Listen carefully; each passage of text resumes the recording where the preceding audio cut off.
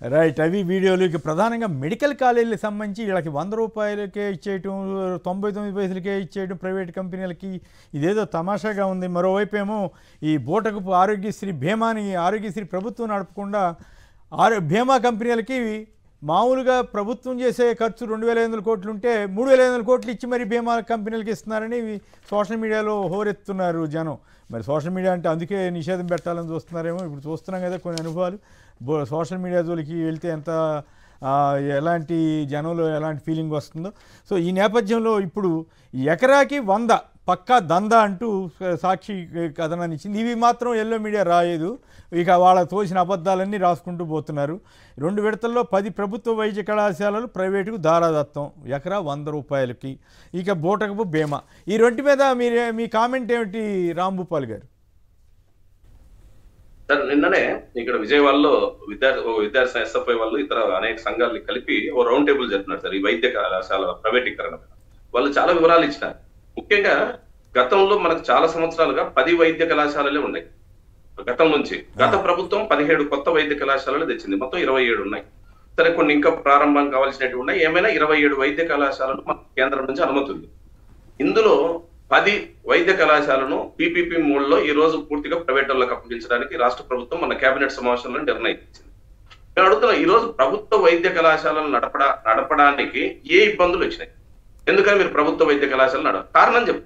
మా చేతగా లేదు, మా దగ్గర డబ్బులు లేవంటారా, కేంద్రం డబ్బులు ఇవ్వలేదంటారా, లేదు వైద్య కళాశాల నడపడం కష్టం, ఏ కారణంతో ప్రైవేట్ వారికి ఇస్తున్నారు? ఇస్తున్నది ఎంత?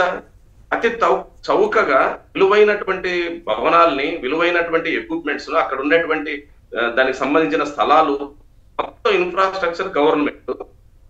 కానీ పీపీపీ మోడ్లో ప్రైవేట్ వాళ్ళకు ఈ వైద్య కళాశాలను వైద్య కళాశాలను అప్పచెప్పడము అని అంటే ప్రైవేట్ వైద్యాన్ని పెద్ద ఎత్తున ప్రోత్సహించడం. రాబోయే రోజుల్లో ఇప్పుడు ఈ అది ఎక్కడైతే ప్రైవేట్ మన మెడికల్ కాలేజీలు ప్రైవేటీకరిస్తున్నారో ఆ 10 కేంద్రాల్లో పెద్ద ఎత్తున వైద్య వ్యాపారం జరుగుతుంది. ఎందుకంటే అక్కడ పెద్ద డాక్టర్లు వస్తారు ప్రైవేట్ రంగంలో, వాళ్ళు పక్కన క్లినిక్లను, ఆ నర్సింగ్ హోమ్లు నడుపుతారు. తద్వారా ప్రజలకు వైద్యం అనేది అందుబాటులో లేకుండా పోతుంది.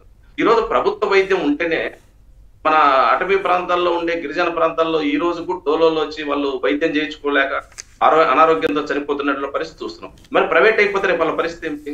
సాధారణ ప్రజల పరిస్థితి ఏమి? ఎందుకని ప్రైవేటీకరిస్తున్నారు అంటే ప్రైవేట్ కంపెనీలతో వీళ్ళకు వ్యాపార లావాదేవీలు ఉన్నాయి, అందుకని ఆ కంపెనీలకు అప్పగిస్తున్నారు.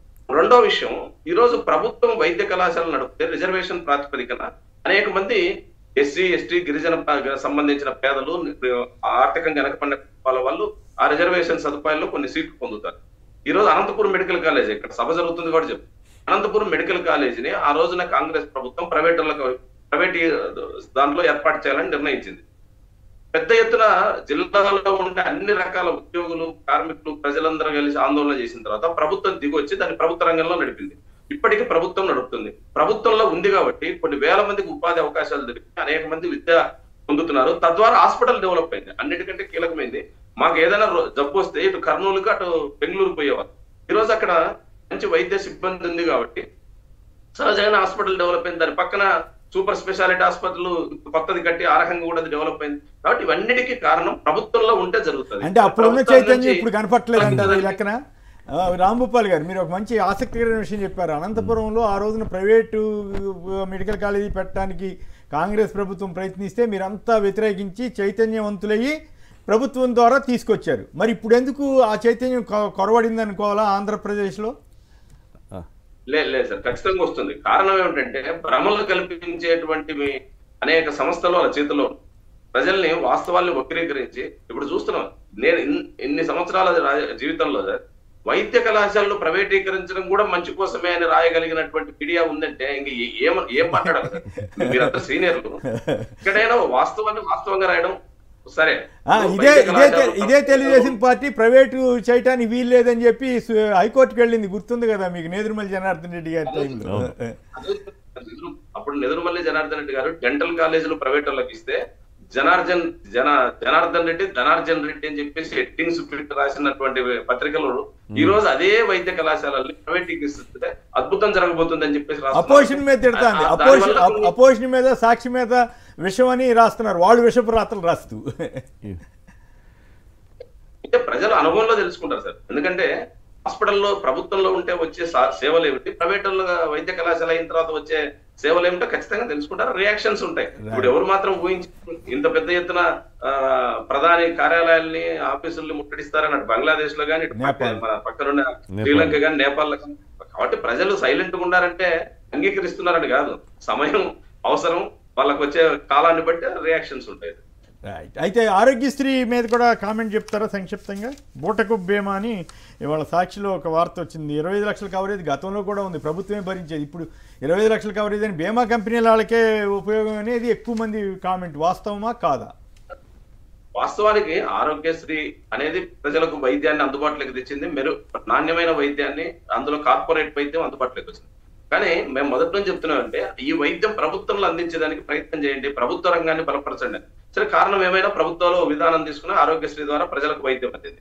ఇప్పుడు దాన్ని కార్పొరేట్ వైద్యానికి మార్చడానికి ట్రస్టుల పేరుతో ట్రస్ట్ వాళ్ళు సహాయం చేస్తారంట. ఏ ట్రస్ట్ లో మనకు తెలుసు, వైద్య రంగంలో ఏ ట్రస్టులు బలమైనట్టు మన రాష్ట్రంలో, ఆ ట్రస్టులకు ఈ వైద్యాన్ని అప్పచెప్పడానికి ఈరోజు ఆరోగ్యశ్రీ పథకాన్ని ఉండే అరాకొర వైద్యం అందుతున్న పేదలకు అంతో ఇంతో వైద్య సేవలు పొందినటువంటి ఈ అవకాశం కూడా లేకుండా ఈరోజు మొత్తం కార్పొరేట్ ట్రస్టుల పేరుతో కార్పొరేట్ వైద్యాన్ని పెంచడానికి ప్రభుత్వం ప్రయత్నాలు చేస్తుంది. రైట్. మీరేమంటారు ఈ రెంటి మీద? 100 రూపాయలకే మెడికల్ కాలేజీ భూమి అంట. ఇందాక ఎల్లో మీడియా గురించి మాట్లాడారండి. గతంలో ఉన్న చైతన్యం ఇప్పుడు లేదా అని అంటే ఈరోజు 17 మెడికల్ కాలేజీను నిర్మాణం పూర్తయ్యే దశలో ప్రైవేటీకరణ చేస్తున్నా కూడా ఈ పత్రికలు ఎల్లో మీడియా ఏమీ రాయట్లేదు వాటి మీద. అంటే ఈరోజు రాయిపోయారు, ఎదురు అడిగే వాళ్ళని తిడుతున్నారు కదా. అంటే దాన్ని గొప్పగా విశ్లేషిస్తున్నారంటే ఎలా ఉన్నాయంటే చంద్రబాబును చంద్రయాన్ బాబుగా చిత్రీకరించే పత్రికల నుంచి అంతకంటే మనం ఎక్స్పెక్ట్ చేయడానికి ఏమీ లేదు. నిజంగా చాలా దురదృష్టకరమైనటువంటి పరిస్థితి. కనీసం ఒక 50,000 కోట్ల రూపాయల విలువైనటువంటి అసెట్స్ క్రియేట్ చేశారు ఈ మెడికల్ కాలేజీల ద్వారా. సీనియర్ జర్నలిస్ట్ 70,000 కోట్లు అని చెప్పాడు. ఎస్, అవునండి. ఎందుకంటే మీకు ఈ ఇన్ఫ్రాస్ట్రక్చర్ని సంపూర్ణంగా నిర్మాణం కంప్లీట్ చేసి అడ్మిషన్స్ తీసుకునే దశలో కొన్ని కాలేజీలు, ఇన్ఫ్రాస్ట్రక్చర్ యాక్టివిటీ కంప్లీట్ అయ్యే దశలో కొన్ని కాలేజీలు, అంటే 17 మెడికల్ కాలేజీలు ఒక టర్మ్లో అనేది ఒక చరిత్ర. మీరు గమనిస్తే 11 మెడికల్ కాలేజీలు ఉన్నాయి, ప్రభుత్వ మెడికల్ కాలేజీలు మొన్నటి వరకు కూడా. ఇప్పుడు ఒక టర్మ్లో 17 మెడికల్ కాలేజీలు తీసుకొచ్చారంటే జగన్మోహన్ రెడ్డి గారి విజను ఈ రాష్ట్రంలోని ప్రతి ఒక్క కుటుంబానికి మెరుగైన వైద్యాన్ని ఉచితంగా అందజేయాలనేటువంటి ఆయన యొక్క కమిట్మెంట్కు అద్దం పడుతుంది. మరి జగన్ గారి పరిపాలన ఆ విధంగా ఉంటే దాన్ని ప్రైవేటైజ్ చేసి ఎంత మేరకు తాను లబ్ధి పొందడమా తమ వారు లబ్ధి పొందడమా అనేటువంటి విధానంలోనే చంద్రబాబు నాయుడు గారు చేస్తున్నారు. మరి 2,10,000 కోట్లు గత 14 నెలల్లో తీసుకొచ్చిన పెద్ద మనిషి, అప్పుగా తెచ్చిన పెద్ద మనిషి, అంటే నెలకు 15,000 కోట్లు అప్పుగా తెచ్చిన పెద్ద మనిషికి 7,000 కోట్ల రూపాయలు ఖర్చు పెట్టడానికి మనసు రాలేదా ఇంజనీరింగ్ కాలేజీలు? ఇందాక శ్రీనివాస్ గారు అన్నారు, ఏమన్నారు, ఎక్కడో ఒక దగ్గర ఏదో ఒక ప్రాపర్టీ అమ్మినా కూడా 6-7 కోట్లు వస్తుంది, దాని ప్రకారం అది నిర్మాణం పూర్తి చేయొచ్చున్నది. అంటే చిత్తశుద్ధి లేని శివపూజ లేలయా అనేసి ఈరోజు చంద్రబాబు నాయుడు గారు నిజంగా చిత్తశుద్ధి లేదు. ప్రజల పట్ల ప్రేమ ఉండే చిత్తశుద్ధి ఉంటే ఇటువంటి నిర్ణయాలు తీసుకోరు. కాబట్టి ప్రైవేటైజేషన్ అనేది ఫస్ట్ నుంచి కూడా సపోర్ట్ చేసుకుంటున్న వ్యక్తి కాబట్టి ఈరోజు ఉర్సాకో లులుకో రూపాయికో 99 పైసలకో 100 రూపాయలకో ఎకరం భూములు అప్పచెప్పేటువంటి కార్యక్రమం చేస్తారు. అంటే అడ్డగోలుగా తాము ఏం దోపిడీ చేసినా ఈరోజు అడిగేవాడు ఎవరు లేరు. మాకు 5 సంవత్సరాలు దోపిడీ చేసుకోవడానికి అధికారం ఇచ్చారు, మేము అధికారంలోకి రావడానికి మేము 100 హామీలు ఇచ్చాము, 100 అబద్ధాలు చెప్పాము, కాబట్టి మళ్ళీ మేము ఎలాగూ రాము, కాబట్టి ఉన్నంతలో దోచుకోవాలనేటువంటి విధానంలో తెలుగుదేశం. అంటే ఇక్కడ నా ప్రశ్న ఏమంటే, మీరు ఎరువుల మీద వాటి మీద చేస్తే రైతులు లేరని రాయిస్తుకుంటున్నారు వాళ్ళు, రైతులు చేయలేదని. మీరు చంద్రబాబు వైఖరి మారుతుందా మారదా? ముందేమో తిట్టాడు, రైతులుగా ఉండండి ఇట్లా అన్నాడు, వైసీపీ వాళ్ళకి చేస్తే మీ తోకలు కట్ చేస్తాను ఏదో చాలా తిట్టాడు కదా. మళ్ళీ యూరియా కొరత ఉంది తీసుకొస్తున్నామని చెప్తున్నారు. ఇప్పుడు మీరు ఇంత నిరసనలు చెప్పినా కూడా ఆయన వైఖరి మారుతుందా లేదా? అట్లాగే మెడికల్ కాలేజీల మీద ఇన్ని విమర్శలు వచ్చినా కూడా ఆయన ఏం వైఖరి మార్చుకోకుండా అట్లాగే ముందుకు మారదండి. ఆయన మారడు, చంద్రబాబు నాయుడు గారి విధానము మారడు. ఆయన ఫస్ట్ నుంచి వ్యవసాయం దండగ అని చెప్పుకున్నటువంటి వ్యక్తి, వ్యవసాయానికి కావాల్సినటువంటి విద్యుత్తును 6.5 రూపాయలు కొన్నటువంటి వ్యక్తి. అంటే ప్రతి ఒక్క అంశంలో కూడా వ్యాపారం ఎత్తుక్కునేటువంటి వ్యక్తి, స్వలాభాపేక్షతోనే పనిచేసేటువంటి వ్యక్తి.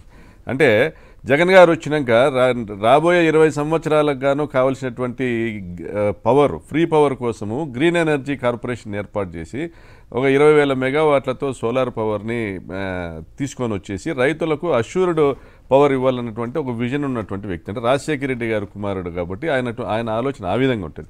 మరి చంద్రబాబు నాయుడు గారి విషయం చూస్తే మన జగన్ గారు బయటికి కదిలేంత వరకు బంగారుపాలెం వెళ్ళినా లేదా గుంటూరు మిర్చియార్డ్ వెళ్ళినా ఎక్కడ వెళ్ళినా కూడా జగన్ గారు వెళ్ళేంత వరకు కూడా కనీసం కేంద్రానికి కూడా లేఖ రాసి సాయం అందుకోవాలనేటువంటి ప్రయత్నం కూడా చేయనటువంటి వ్యక్తి.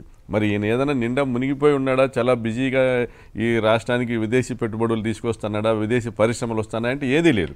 ఒకరికి ఎంప్లాయ్మెంట్ ఇచ్చింది లేదు. ఏ సంస్థ కూడా, సింగపూర్ సంస్థ కూడా అమరావతి నిర్మాణంలో మేము భాగస్వామ్యం కాదని తేల్చి చెప్పడం జరిగింది. మరి అమరావతి నిర్మాణంలో తనమునుకులై ఉన్నాడు, అక్కడ ఏదో పెద్దగా జరిగిపోతున్న పనులంటే అది కూడా లేదు. ఆయన అప్పులు తెచ్చాడు, దాన్ని డైవర్ట్ చేస్తూ ఉన్నాడు, రైతుల్ని పట్టించుకోవట్లే, వ్యవసాయాన్ని నిర్లక్ష్యం చేస్తున్నాడు, విద్యను నిర్లక్ష్యం చేస్తూ ఉన్నాడు, మరి ఈయన వైద్యాన్ని నిర్లక్ష్యం చేస్తున్నాడు, దాదాపుగా ప్రైవేటైజ్ చేసేటువంటి కార్యక్రమం చేస్తున్నాడు. దీన్ని ఎట్లా ఎదుర్కొంటారు మీరు? ప్రజల ద్వారానే, ఉద్యమం ద్వారానే ప్రజలు ఉద్యమించి ఈ ప్రభుత్వాన్ని కూలదోసేంత వరకు ఈయన ఆలోచన విధానం మారదు. తర్వాత ఈయన దిగిపోయిన తర్వాత కూడా నేను మారాను ప్రజలరా, నేను మారాను తమ్ముళ్ళని మళ్ళీ అబద్ధం చెప్తాడు, మళ్ళీ బుకాయిస్తాడు. అంటే అబద్ధాల చంద్రబాబును, ఆయనను సపోర్ట్ చేస్తున్నటువంటి పవన్ కళ్యాణ్ను, వీళ్ళిద్దరినీ కూడా ప్రజలు పచ్చి మోసగాళ్ళుగా గుర్తించేంత వరకు కూడా పోరాటం చేయడం తప్ప వేరే మార్గమే లేదు. రైట్.